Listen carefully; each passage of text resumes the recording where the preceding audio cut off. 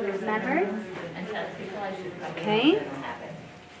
How did it work? We're Okay, going so you, like 15 minutes, is that what it takes? They don't wait. now if you'd like to panel run that, you're welcome to, but otherwise we're live. About 2 minutes. No, I need that the results come back in Yeah. 15 minutes. But we just tell them that if it's negative, we won't hear it. If it's positive, Check your audio, okay? Display badge or whatnot. Shut. Go check your audio. Christie called me on the time check this work.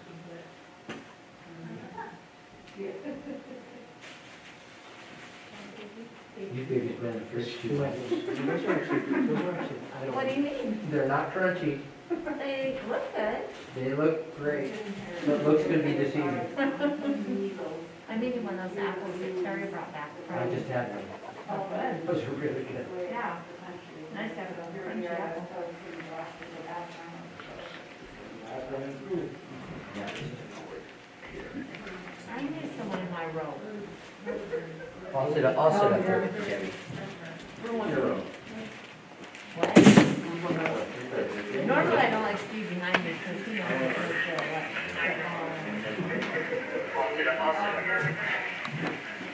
I'll say you can see me in the truth. The longer a guy is around spreading and around pushing.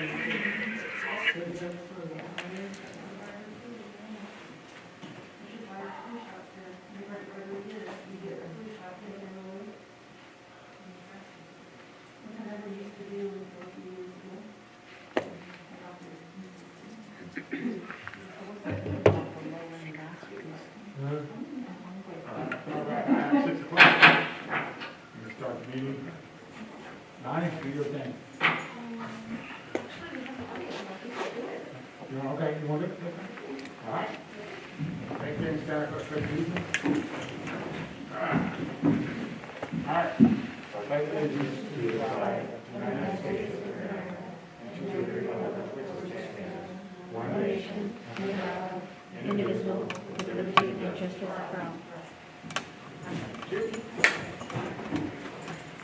All right. Next thing on the agenda is discuss board calendar. Do I have any changes besides what was made at the retreat? Not right now, I just assume that we will add things as we go through things from every topic.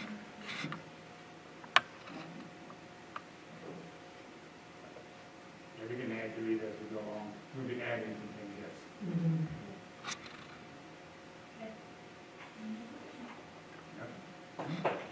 Moving right along.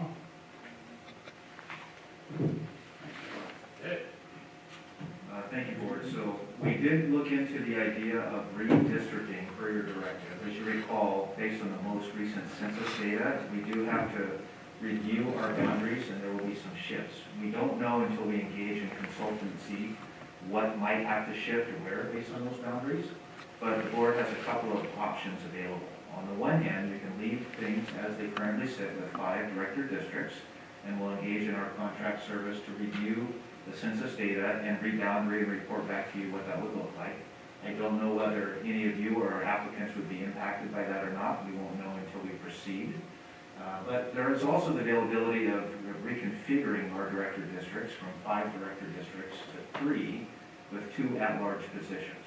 As we've engaged in that consultancy, they reported a couple reasons why you may wish to consider that would be the idea that you can have a larger area as a director and pulling from more populous, and with 2 at-large, it gives you a little bit, sometimes in some districts, greater availability to fill those positions, because the districts sometimes can struggle on filling and getting people to run for election. The other piece that might do, if in a boundary shift, for instance, if any of you are impacted, where you are outside now the boundary, it would allow you to run as an at-large person or any future use down the road. So if you decided to reconfigure, what you would want to do is pass that resolution that you intend to do that, and we would have to take that information to Pierce County and add that to a special election. We're not in a hurry. Our next election after the deadline would be late 2022, so our consultants say as long as they have directive by November 2022. They could redo the work and make that happen, but you would probably be wanting to target, I would say, that February 2022 special election, if you desired to do so, because we already are intending on running an election at that point in time, and many other systems will as well for their EP&O, so it'll defer the election costs, and then you'll get that information of whether the voters approve. It's a simple majority vote. If you decide to reconfigure to 3 director districts and 2 at-large positions. However, if as a board you decide to maintain the 5 districts as they currently sit, Bonnie and I can move forward with contacting those consultants and then redo that work and report back to you what we found. So really the question on the table, if it is sitting just fine, we'll proceed with redoing the district boundary work with that consultant and make sure that they use that census data to see where that boundary might have to shift, so we balance those out equally. We have to decide whether we wanted to shift from the 5 districts to the 3 with 2 at large prior to having the consultants. No, we can engage in that conversation. It's a relatively nominal price point to be able to do that. It's only $600, so we're not talking about a sizable outlay in capital to begin to look at the data and see what that would look like. We don't know the proposal at this time, but we can engage in that conversation. I'd be curious to know that information. I think it's important for us to have strong representation from our district across the district, so I appreciate having the 5 districts at this point. But I'd be curious to know what we learned from the consultancy and how it changes as a reflection of our growth before we decided to change it to 3 and 2 at large. Sure. And when, again, is the deadline for having the redistricting done? It would need to go to Pierce County elections by November 2022. Our suggested time frame to be able to get it would have to go to voters for approval prior to that being made firm. So we would suggest having that to voters by the February 15th election, which if we were going to make that time frame, we would need to have something posted and confirmed by November deadline.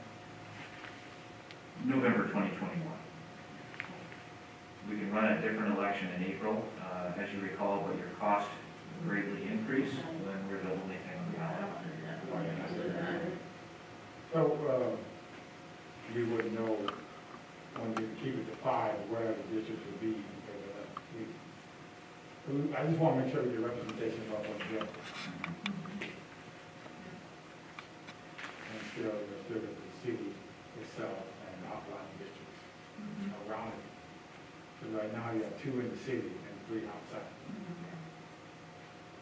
Yeah, I think if anything's going to be affected, it's going to be the city. The city would probably be somewhere in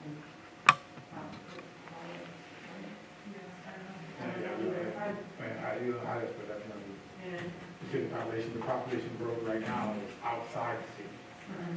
We would surmise from our growth data that it would probably change once and change again next time this happens, because the growth is going to be sizably changing what the last census revealed with the growth. So, And also you take effect that it doesn't affect some that's already in, that need to be either out the district, or you not could be combined with another person in that district, because some districts are going to grow. Yeah. So you have two representatives in the same district, so you have to run again for election right after that, because the next general election you have to run again. Okay. Yeah, I would like to see that data too, so Okay. we'll make a decision. We can ask- decide. I know we talked about at-large districts, because we couldn't get anybody to run for those positions, especially outside the city limits. We can never get anybody to run. That was one time ago. Yeah, I will all that. We want to do community members now. Oh, let's get the data and see where we fall. okay, we will proceed and report back. Any other questions? Yep. All right, facility update. We do want to share just a few things for our viewing public, as you as well, as we debrief the CPAC process of where we're at today. We do have some data that we put out public. Yeah, if you wouldn't mind pulling that up, please. We just want to call some of those details out so our viewers and you all can kind of see what some of the data looks like that we're pulling out. A couple of different things to report on while Bonnie works on that. The first is that you provided some directive with proceeding of looking at available building regard to laying out the process to do that. As you recall, the city has some interest, mutual interest with the district and the property adjacent to Orting High School. We do have a conversation set with Scott Larson on that and other partnership topics. So I do think we'll get a little bit more clarity on where the city intends to look at, as well as the district's intent, and see if we have some commonality to move forward. So the other piece of that is that we do have an open call request for qualifications with regard to architects and owners' representation that went out to the Tacoma News Tribune as well as the Daily Journal of Commerce.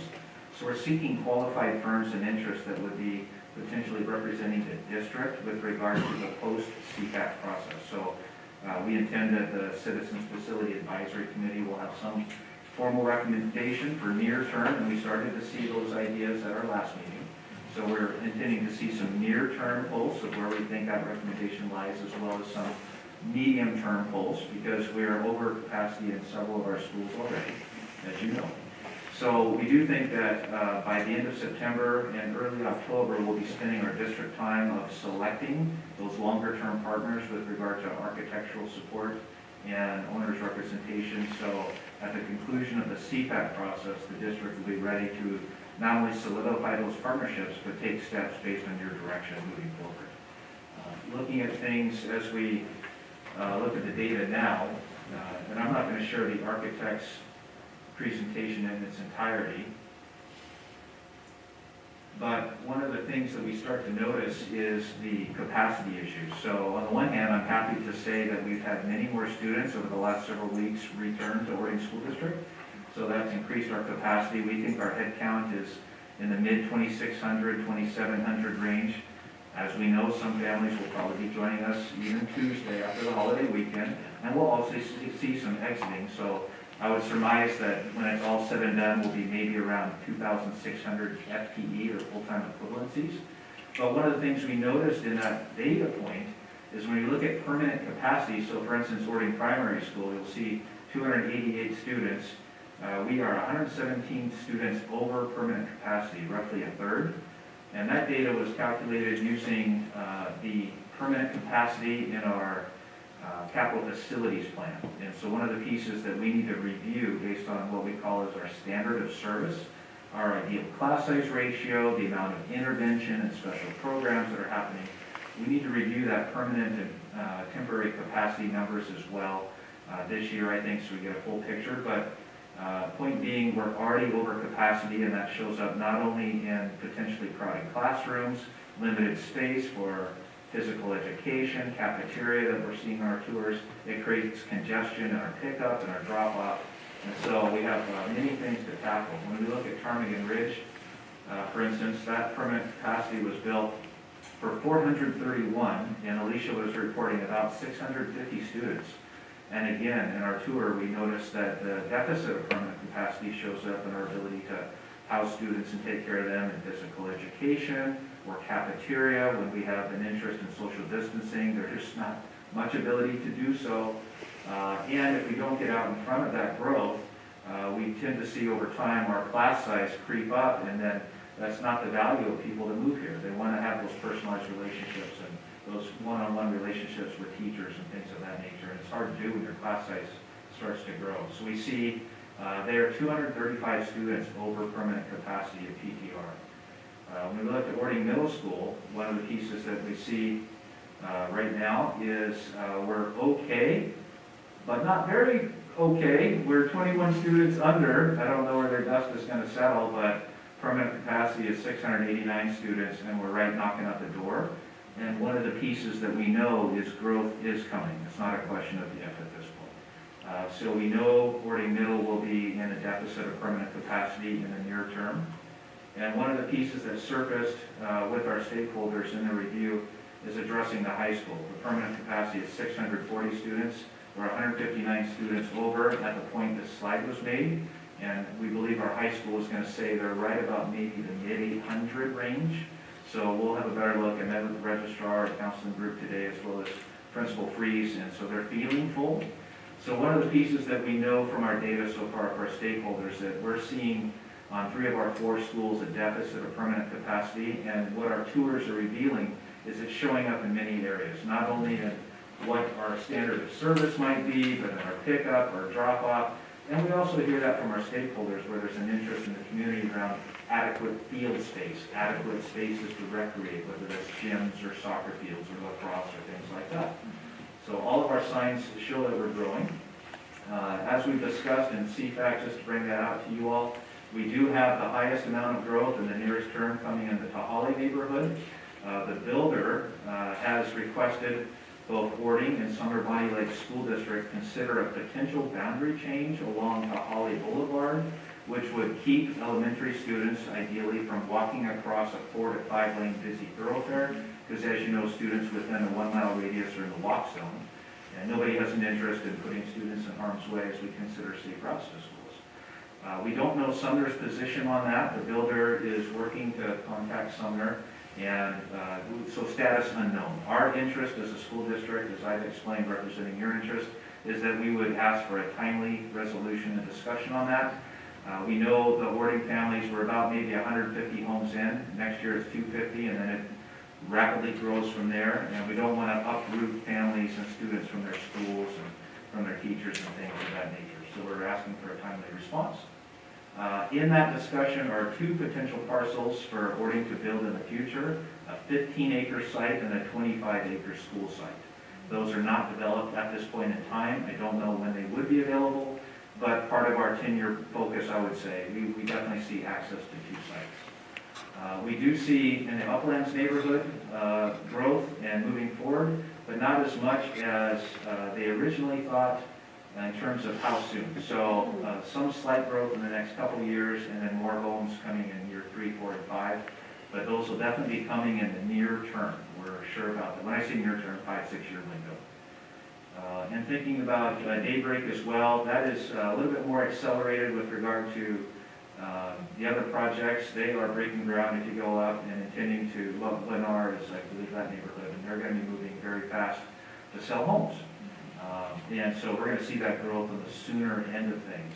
So what the data is really showing as we look through our Citizens Facility Advisory Committee is that we not only have challenges today with regard to permanent capacity, we think those challenges will be exacerbated over the next 5 to 6 years as we see a bunch of that growth come online. Sunrise Development, that was the one that we are seeing a little bit of a slight delay from their original anticipation building date, start date. We think the very first homes will come online 2027, 2028, and start through 2030, where we might see 200, 300 homes, and they're going to really continue that growth out to about 2035.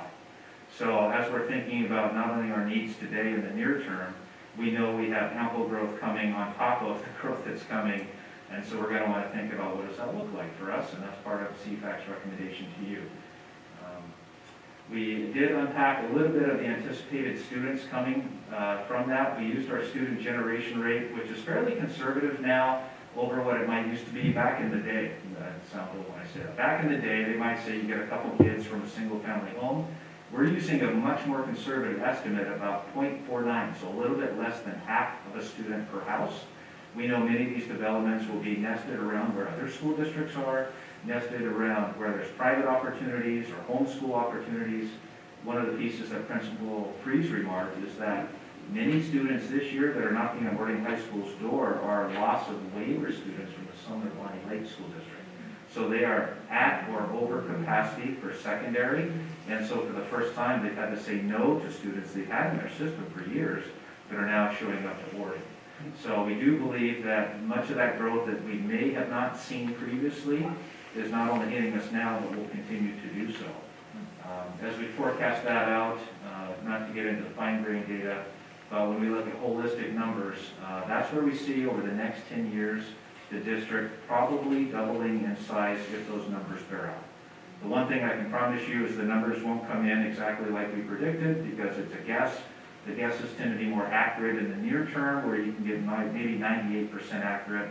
It's in the 80s at best when we look to 10 years out. So data is what it is. Any kind of uptick in interest rates or slowdown in the market changes the scope of when maybe families might come. But the question of if, I don't think is there. But we really will see growth at some point in time because the homes will come. So that's kind of the forecasted numbers and over the next 10 years again. So if we think we're about 2,600 students now, we see us probably getting close to 5,000 students, maybe more, maybe less within that 10-year radius. So we're going to have to think about as part of our collective work, where do they go? And so we have 2 more tours as part of the Citizens Facility Advisory Committee. We have a tour of Orting Middle School. We'll hear a little bit of content from McKinstry with our facility conditions assessment. And then on the 28th, we'll tour Orting High School. We'll probably spend a little bit more time based on the size and the scope of programs at the high school, so that'll probably be closer to an hour, I would say. And then we will have some content from our bond consultant, Piper Sandler, Trevor Carlson, and they'll share a little bit, how do those homes turn into assessed valuation? That is where the district has the capability to borrow or sell bonds based on the assessed valuation, and our aggregate of assessed valuation determines how much we can borrow. So we'll have that data for a CPAC process, and we'll give you some idea of what are the insights that our Citizens Facility Committee are saying, and where do we see affordability down the road to be able to construct. When we marry those two together, that will give you some pretty good insights, I think, in terms of where the system can grow, both from the enrollment side and the funding side. So that's just a little update to bring that whole group to you all. Happy to answer any questions that you may have before we move on to the next topic.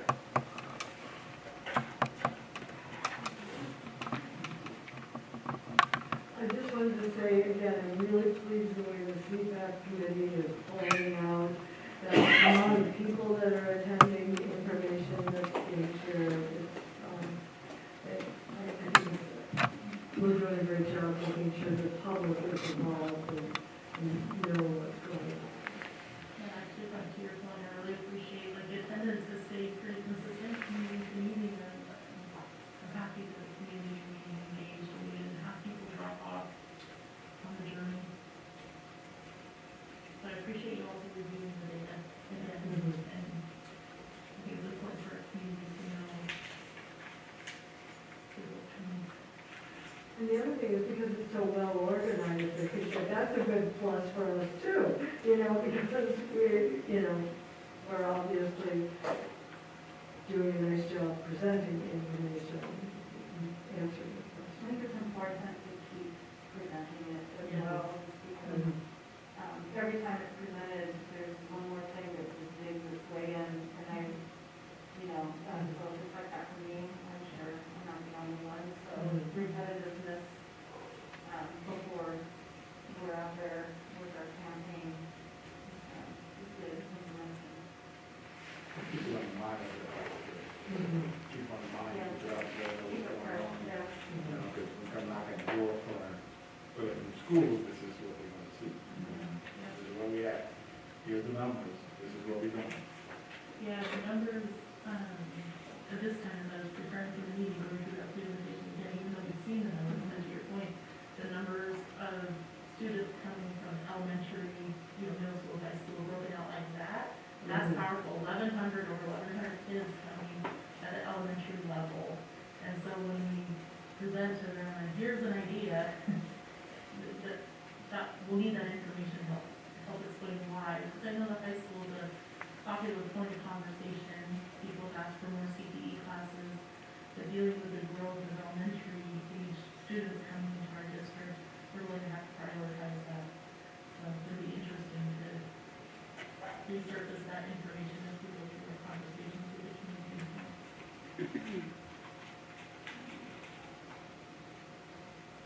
So some of the feedback I'm hearing is we'll just continue our work sessions to bring updates and surface information. And I think we'll have 2 tours under our belt before October. We'll bring that data, anything new to you and in the work session and make sure that stays public and on the forefront. Yeah,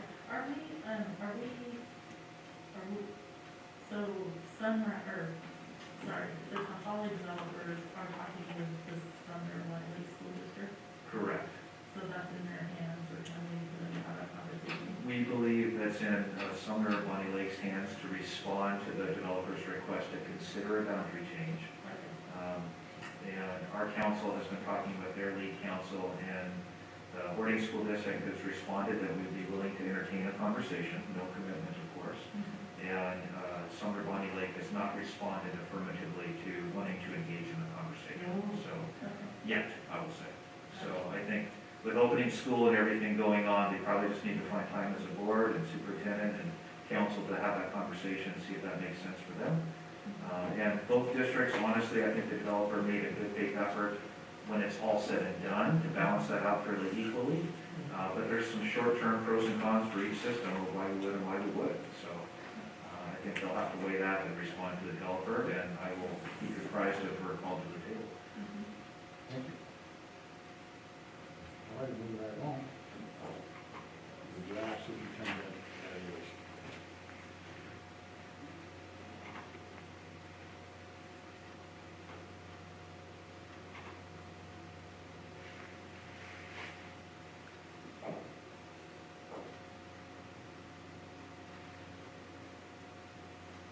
So I know that this is one of the things that we worked on, during our retreat today. Although it wasn't my retreat. But, good work. I just wanted to say, I thank you guys for, kind of having this really deep conversation. It took me a long time to sort of grasp, what this was supposed to look like. And I like, that as we're looking at this, it looks quite simple at the face, that all the detail that supports it, the considerations of the rubrics, and I find that very helpful.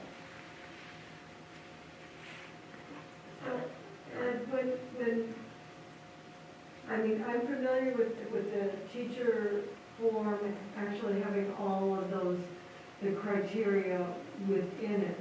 So they don't have they don't actually have a form, they just have the rubrics. When you showed us that, Correct. What we would probably do is use that rubric and make a determination of evidence, whether that's basic, unsatisfactory, proficient, or distinguished, based on the look fors and then the evidence presented, either at that time or over the course of the year. And I think that's probably, you can make a summative rating form. That's the first page that Bonnie's attached, where we can take the rubric, and each of you individually could make a determination of rating, and then collectively decide how to weight that in case there's not uniformity amongst the ratings, and there may not be. Oftentimes, in the teacher-principal conversation, as you are aware, we might say what we think, and they might say what they think, and then we have it out. We talk about it. And what do you see? And that's kind of how you calibrate. And there might be things that neither of us are aware that the other sees, and that's just part of where you have a natural, healthy conversation. So I do think we look at the rubric and talk about evidence in that very first page in your board packet. You would probably take that evidence and your decision and note it on that first page, and then probably the board president would work to combine those into a summative one rating. because I appreciate when with the teacher one, I mean, you can actually go through and use the phrases that are in it to help you decide, you know, at what stage you're seeing that at. And so, yeah, we'll have to use the original rubrics in that to do that grading decision. Just for instance, one of the clear goals you've set prior to and during my hiring is around that collaborative focus on student learning. And part of cabinet, my focus, and the principal's focus is to really center our focus on what is most likely to improve and support student learning. And how do we, as you recall this word from George Soros in my keynote, another word, how do we empower students to be learner-focused and get our system focused on the needs of our learners, particularly after the last 18 months, and keep them at the forefront? And one of the criteria for proficient would be developing staff community commitment around the vision, mission, beliefs, and goals. And so if we end this year without any type of strategic plan, we wouldn't rate anything proficient, obviously, because there's no clarity in mission, vision, and goals. So part of, by setting this directive from your focus, that helps to focus our conversation as a cabinet and our focus as a leadership team to make sure all of that work is coherent and focused on the similar or same outcomes. That's how we can really get the system to thrive and move forward. I know that our cabinet was meeting today at length. What did you see? What did you hear?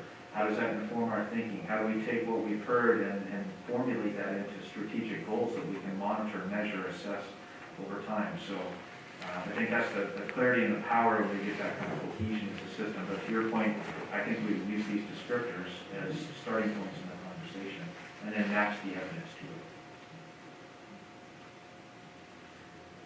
Just reflecting on our three focus areas and, again, reflecting on just this where we want to focus. I kind of checking myself against it, and I think, yeah, I'm confident this is where we want the team, you and the team spending the bulk of their effort. And maybe just give us some good ideas, you know, if you, high and low, I mean, and why you do what you see, so we can come together as a group and say, oh, yeah, like. Right. And I'm looking forward to, the data one is, you can have, as a leader, you can have a perspective of it is the data. But for us, we have to build, there's systems to build to capture the data and systems that have to evolve to capture more information than what we were doing before. And so there's so much heavy lifting in that, and I'll be anxious to hear how the work progresses when it's supposed to be.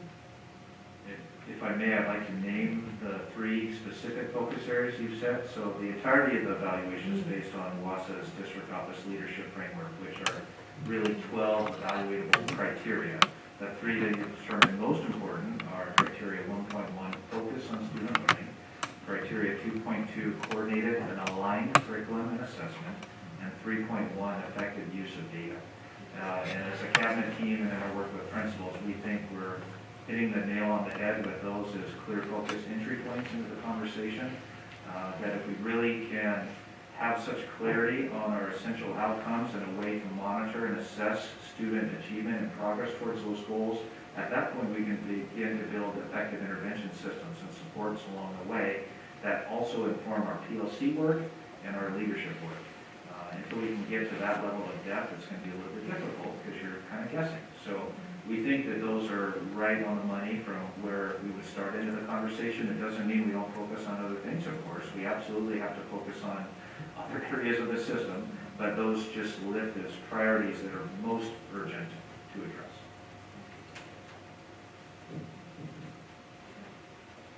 This looks good to me. I don't have any changes, so I would love to see us adopt this. If we can do anything for them and just say, okay. I believe there's no vote or motion needed. This is just, Yeah. This is it. this is it. We can take draft on. I can do that. Do you have any other questions? No? Moving right along. First read of the board policy. This is the first reading, will come back. I did? Oh. Oh, sorry about that.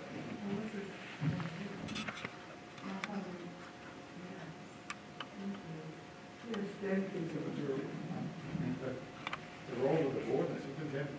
So, again, after our Saturday meeting and Mary coming out to kind of guide us in some of this work, we took those operating principles that we had from before and consolidated them down. She encouraged us to kind of make 3 separate. And so we actually got really specific on our board operating principles. So I took pretty good notes and incorporated those into the principles that you see on the page for the school board operating principles. The only thing I was a little unsure about was she had the blank comment that it was the first time she had ever seen I will limit surprises.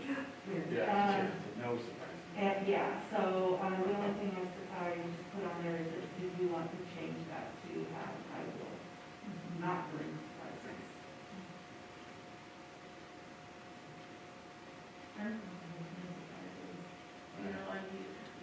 I mean, if there was some emergency, that doesn't mean, Right, that would be- yeah, okay. Yeah, that was my only concern about. If there was some emergency, and you couldn't bring it up. No, Okay. I'd be up on that change. Yeah. And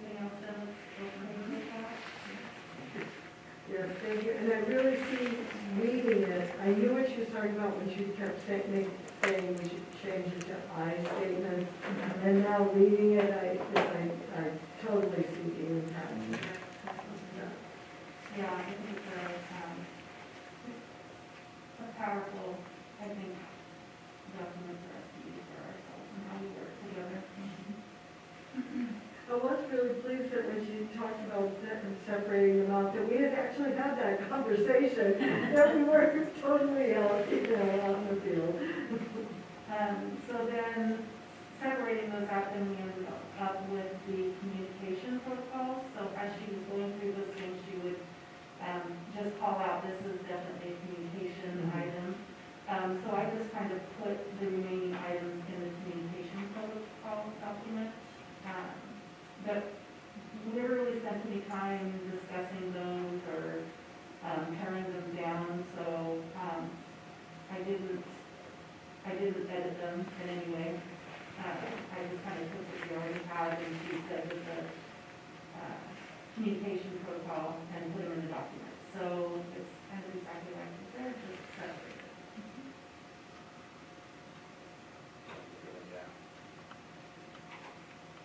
And I don't think that there was anything on there that really triggered me to discuss or talk about.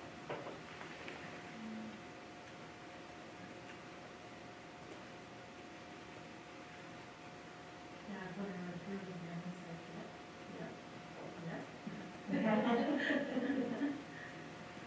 Now, will we take her recommendation and put that on the back of the agenda? I think what she was talking about on the back of the agenda, well, I might be wrong, but I remember the roles Yeah. being on the agenda or any print that we have at board meetings, that it would be. I think it should be in the board section of our website. Yes. Accessible for Oh, people. that's a Because we good don't print idea. agendas anymore, and anybody who's, watching a recording or, observing this visually wouldn't have that paper copy of the agenda anyway. But I think it should be in the board section of our website. And also, hard copy, just in case, you keep it on the table and sign it in, they can Oh, see yeah, that. do that. They sign it in, they can see the board roll and Yeah, signature that's a good roll, idea. so just keep a hard copy there also. Is there any reason we would have all of these on board members' page? No, I think it should be shared. I was wondering, do we want a poster here in the boardroom that says any of those things? It's just an idea, I don't know. Something to think about. But if we have a hard copy, that'd You be can good. put a small poster of all the signature copy. That would be great, that we need to print a hard copy every time we get dirty or something, that then goes on the wall. Just remember, and that way they can see it when they sign in. So they might want to speak on something and they realize, oh, well, the board really can't do this, or the superintendent can't do this. So that'd be a great idea, post on the wall and to the sign sheet. Also, if need be, then you could refer to it, you could say, as you see over there,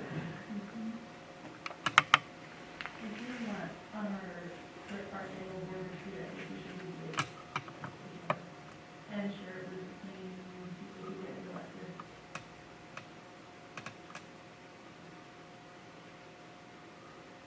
Yes, because I think that we put it into action and use,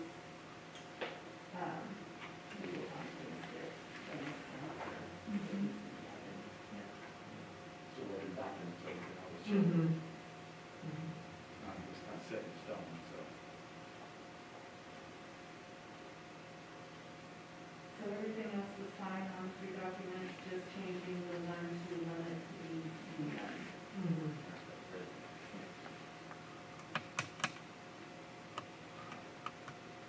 Lonnie, do I need to do that, or? I can take care of it. Okay. Thanks.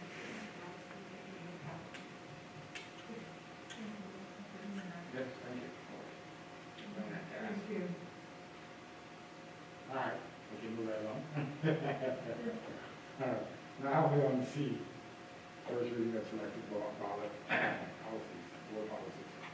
So I have to admit, I look at this and I'm a little boring, I'm too busy. What? First read, reading the limit, like we can only do.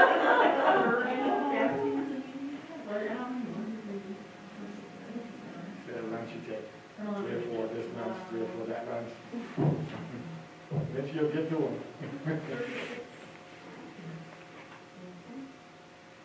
But you get into it, I feel like I gotta start reading it and at lunch, and I look like I'm into it, and like, wow, it's been an hour. Fast stuff fast. Yeah. I do not have any comments at this time on these.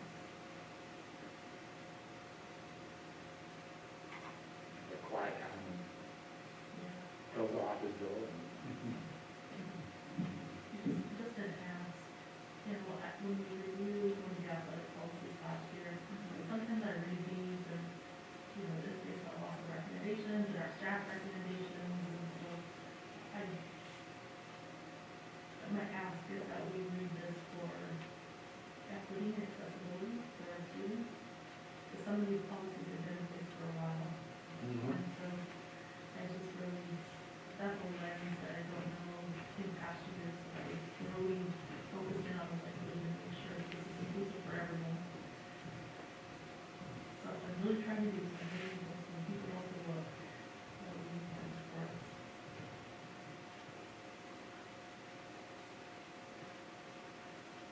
we'll come back to you, so if you have any questions, feel free to email by me.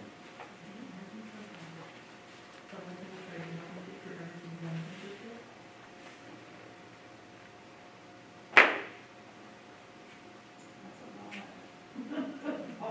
Thanks, Bonnie. That's a lot.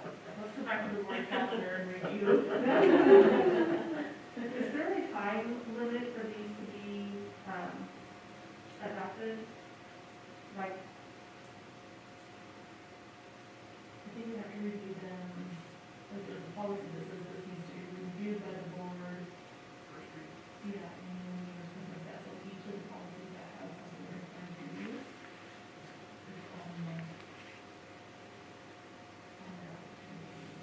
Yeah, we could give some time, that's a lot, so we won't have to ban it at the next meeting for the second read. We can hold off until the following meeting, because I know I won't be done with all of it. there's just too much going on in the world right now. Work is busy, work is busy. Or was there feedback? Yeah, that's good.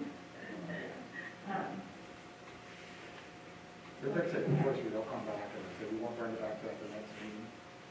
One more meeting over, so there's a chance that, yeah, You bet. So what I'm hearing is we'll bring this back to first reading at the October that's work correct. session. That's Okay. correct. And give them time to, I really appreciate that. Thank try to you. finish it up. Yeah, I And really. if you need more time, just, hey, didn't work out, I've been busy, we're all working, been busy, things come up. I think I'll be a little bit of pressure after this. I do, as I'm looking at this, though, the governance training program part, so that's going to be in effect in 2022. Is that how I understand that? That is correct. And as I understand, also will give opportunities to board directors for trainings. Like online It learning. will be mandatory though if you approve that. So it'll be mandatory. So these are where I kind of got stuck on this one, as I was reading it, because I would say that it was, let's see, it was not in mandatory, right? But if we say if we want to do this and make it mandatory and we vote again, the beginning of 2022, every board member will have to have an annual 2.25 hour training. Okay, Not every year. Oh, for sure. it's once per term? On the 4-year term, so I Okay. have to do it once in about 4 years. Okay, gotcha. You basically knew that they would, Right. if you really like it,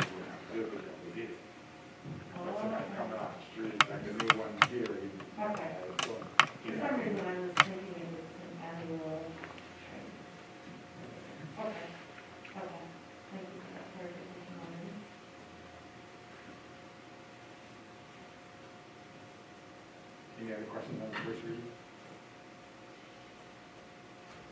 Good. All right. Board comment? Today school has Hey, begun. that's good. Kids are here, kids enjoy, teachers and our staff are here. Let's go my grandson's bedside. Kindergarten is Joe. Wow. And Grace. Grace is excited, so Grace. Oh, we'll need a Dad's lot, excited too. we'll need a lot of extra help again next, what's the first day for kindergarten? The 7th. We'll need a lot of extra help out for those days, because there's nothing stranger than the first day of kindergarten. I don't know who cried the most, the kid or the parents.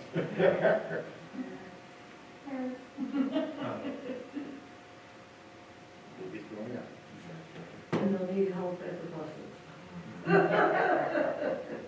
I have not actually letting some buses, I have not heard of no issues. No, we did not have 2 hour delays at Seattle. I've heard that things have gone very smoothly on buses, so. Very smooth. It was a little bit delayed yesterday getting on and getting the right numbers. Sometimes we change numbers and things of that nature, so we were a little bit delayed on routes, but information went out right away. Holly heard right away, and either she or Rashad are both combined to get some messaging out to families to get them involved in the loop right away. Today was much smoother, and as we know, the deeper we get in, the more routines become normative, the smoother things go. So, yeah, for the most part, it went very, very smoothly yesterday, and even better today. And I have some hiccups, but just all good. Yes, this kids taking time to come on and. Are we okay on bus drivers, shortage, like everybody else? We're okay today. Yeah, staff are healthy and here, and heading into the long weekend, we of course hope that people stay distant from one another and don't tend to congregate and keep us healthy. It doesn't take too many sick folks before it becomes problematic. We had people do an amazing job this week of covering for one another. Teachers covering for teachers and just being everywhere at the same time. Cabinet was out supporting, administrators being stretched way too thin and being remarkably excited and positive nonetheless, because when kids walk in the door, it's go time. And so it's an amazing start, and that will be our hope, that we stay healthy and keep full strength, ready to go to support kids. And football practice, Friday night lights. Friday night lights. Are there any restrictions, I was asked this today, you know, personally, are there restrictions for how many kids are holding this? Not currently. If you have a venue that supports over 10,000 people, you're limited to 75% capacity. That's what I believe exists today. Right now, the only limit on outdoor activity is face coverings are not required unless you cannot maintain social distancing. So our signage will remind people showing up that you're not required to wear a face covering, but if you can't maintain social distancing, you need to. So that'll be uniform across the league for events, but there's no capacity restriction. King County just moved to face coverings required for outdoor events as well, similar to like the fairs requiring. So we may see some shifting guidance. That's not new. We've seen shifts for the last 18 months. That's why he was going to speak tomorrow, and that's what he's doing. Was that? The governor. He could. I don't know. He's speaking tomorrow, so it could say. We know King County took that step, and Dr. Chen and Tacoma, Pierce County were considering. That's the word we got today. So he's supposed to be coming out with new recommendations. So we'll find out tomorrow. There's something else we will come in soon. Take a mask everywhere you go. Yeah. Well, at least we get to be there. Yeah. You guys want? Yep. I will be there. I will be there. Where? Football game. Football game. I will be at some other games, but no, I will not that one. I miss cooking the burgers with Lions Club. Oh, That was fun. That was a good time. All right. Any other comments for the board this time? No? All right, we're going to join the meeting at 6:48.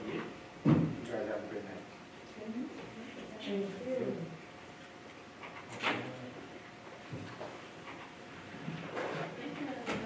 Rue is one.